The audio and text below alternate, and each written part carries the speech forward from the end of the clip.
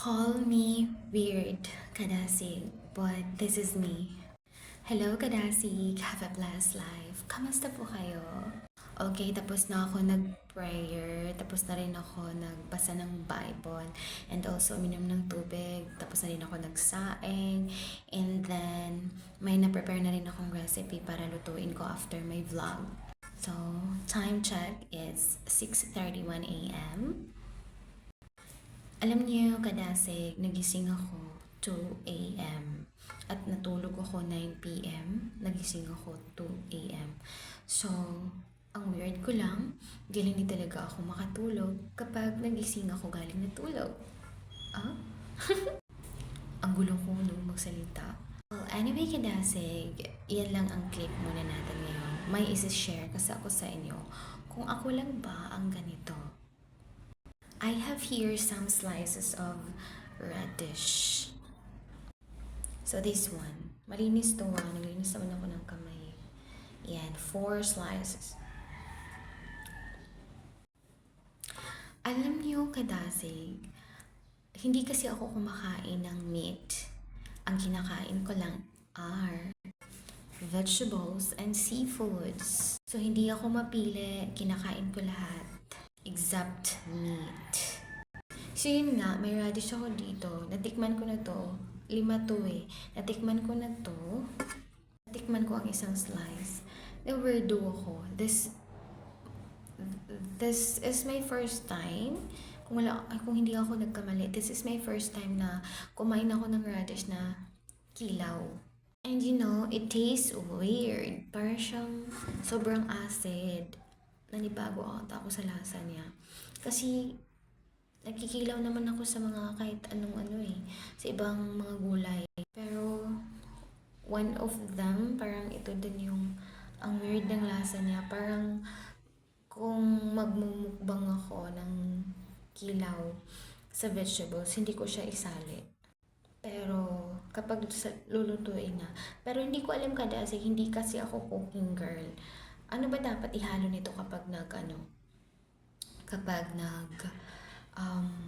luluto? Kasi ang recipe ko lang kasi ngayon, I have my garlic, onion, and this one. And then 2 cracked eggs. So yun lang. Na-weirdo ako. Pero anyway, hindi dito magtatapos. Dahil ipapakita ko sa inyo kung paano ako magmumukbang like kilaw sa mga gulay. So this one.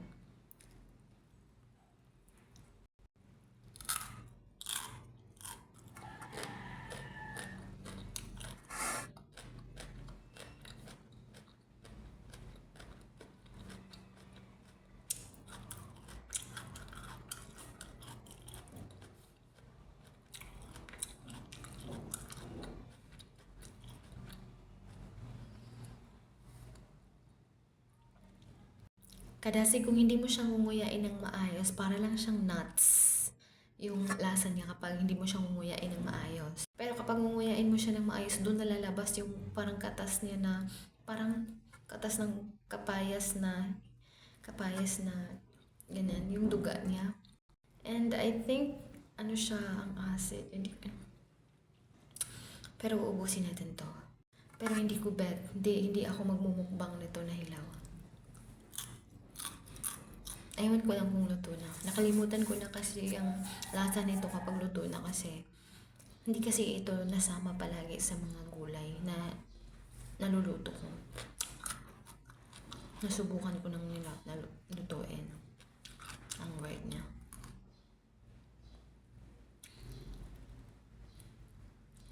Hindi ko talaga kaya Kadasig. Ito na lang ubusin ko.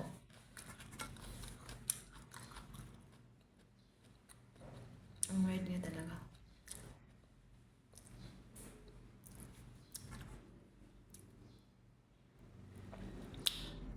Hindi ko siya kayang mukbangin. Parang masakit siya sa lalamunan. Basta acid siya.